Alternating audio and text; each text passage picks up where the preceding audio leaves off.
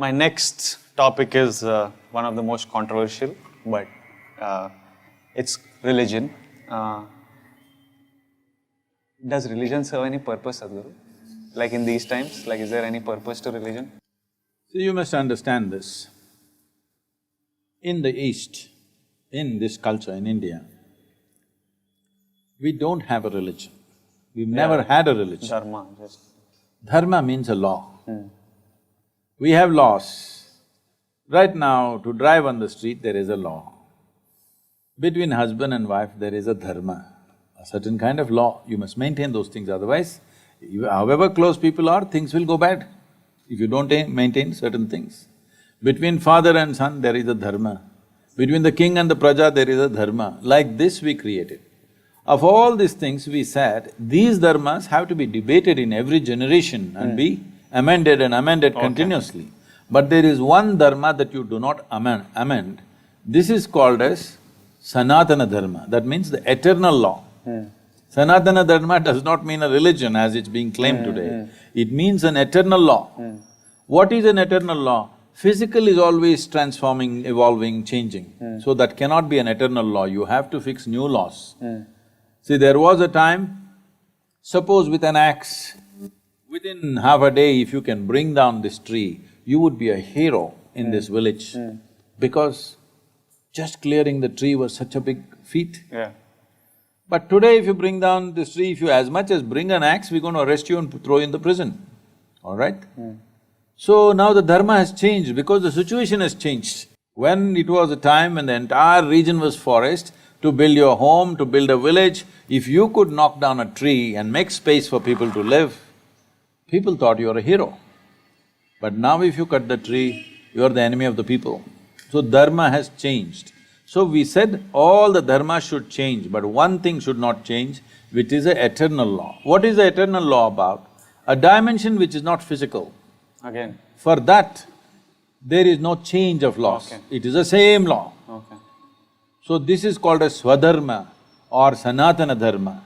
So the knowledge or the dharma of the self beyond the body is Sanatana Dharma.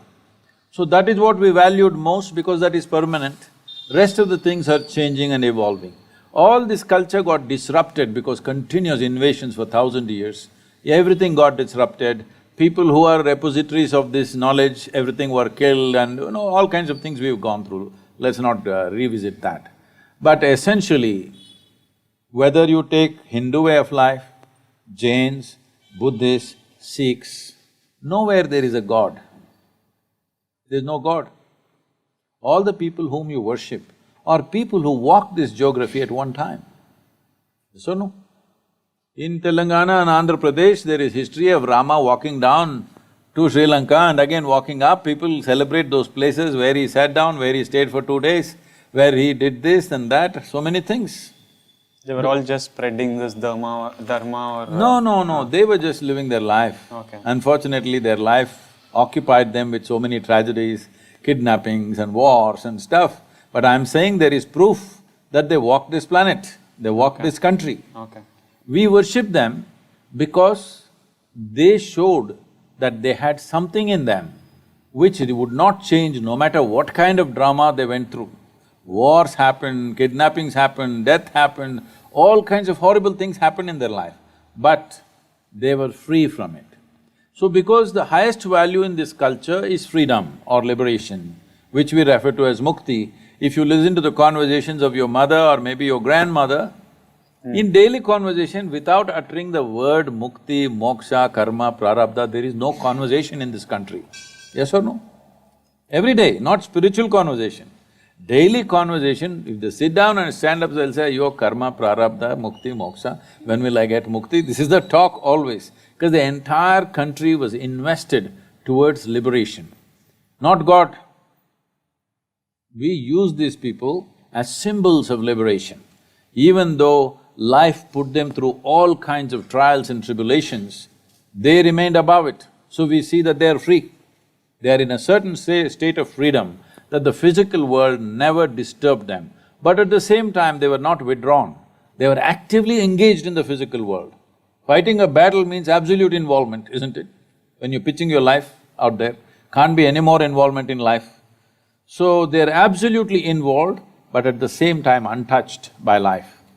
So we worship that quality because they're representing mukti, they're representing absolute freedom from life. So it's because of that these people became symbols, whether Rama, Krishna, Buddha, Guru Nanak or whoever, they all became symbols of mukti. Even when they were living, they were free.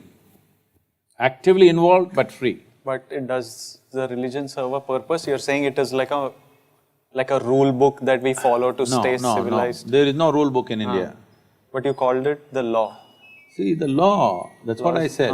Law, the reason why Indians are full of questions and now youth are asking all these questions is because this is a land of debate. Yeah, which is very good, When Shiva came, when Adiyogi Shiva came, he is a personality of that kind, that in front of him nobody would ask a question, but his wife asked him 1,000,000 questions. That is what is Shiva Sutras. And his 7 disciples asked thousands of questions. Well, you know Arjuna and Krishna, that question-answer business is big in India. See, Arjuna and Krishna are so intimate with each other, they know each other so well. But that guy in a crucial moment, how many questions he has? Because in this culture, dharma has always been a point of debate. Because dharma has to evolve, all dharmas have to evolve, except the Sanatana Dharma or the eternal law or the Swadharma need not evolve because that is not changing. So this is a land of seekers of truth and liberation. Here there's no religion as such. We've taken this religious attitude from outside because outside heavy competition came. Once it came, we thought we must also organize ourselves like that. We are trying to, but we will never will, because the best thing about Hindus is we are always confused. No, it's a very good thing. Confusion means you have questions in questions. Otherwise, you have stupid conclusions about everything. The idiotic conclusions that people have made have destroyed this planet, killed millions of people around the world, simply because somebody has an idiotic conclusion about everything in life, isn't it? So, we don't have this is it kind of book. Our books are all debates. So people think we are confused, but we don't think confusion is a bad thing. We are joyfully confused, that's a great thing. You have concluded something. If I ask 2 questions, your conclusion will fall apart. That is why if I ask a question, you will kill me. Questioners have always been killed in every other culture, do you know this? They ask a question, you kill the man. That's one way of handling the questions. But if you entertain the question, it will lead to more and more and more.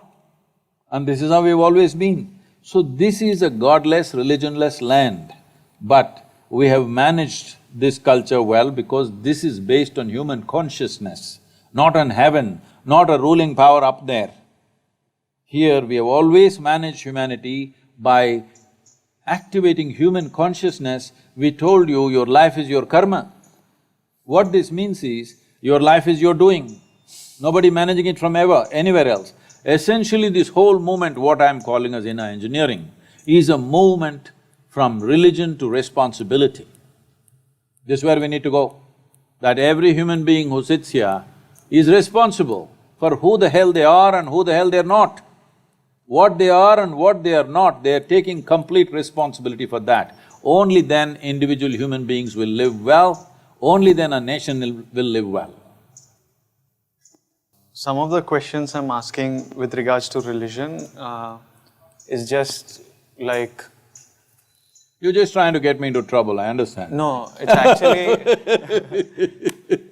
it's actually like you could say pass, Sadhguru, if you do not want… You can just say pass this question. No, I don't pass any question because that's why I'm sitting in the police lines. Oh yeah, I know that. So like some of these questions come from across… I think the youth that follow me, especially my friends, come from across religions and cultures, and these are things everyone questions, from be you a Hindu, a Muslim or a Christian. I think everyone, so I'm asking, some of these questions are very general, they don't come from any particular religious point of view.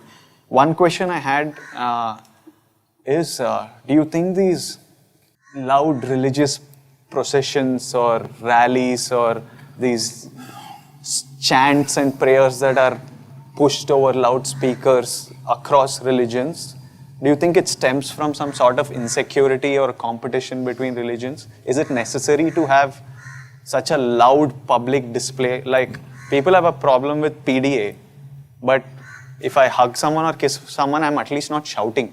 It's at least quiet. It's not disturbing anyone. So, do you think it's coming from some space of insecurity, these extremely loud display of religious fervor? No, competition. Competition. It stems from that. Yes. So if everyone's more relaxed, you think Yes, all this… because religions are always trying to improve their numbers. Okay. Other religions are turning up the volume. Yeah, to keep their numbers or increase their numbers. Yeah, sad. If people, especially those people who believe all life is made by God, I don't see why you have to strive to make me belong to your God, because anyway you are saying your God only created me. I will also accept, okay, your God created me, all right, then leave me alone, no. Anyway I belong to your God. He can take me back whenever he wants. But now I think… I'm not resisting. This has become like political numbers, Yes. and so it's just like various… See, people have understood, not today, for a few thousand years they have understood. It is not only after democratic governments came they have understood, even before they understood, numbers is power. Okay. So it's a power game. They would like power beyond politics.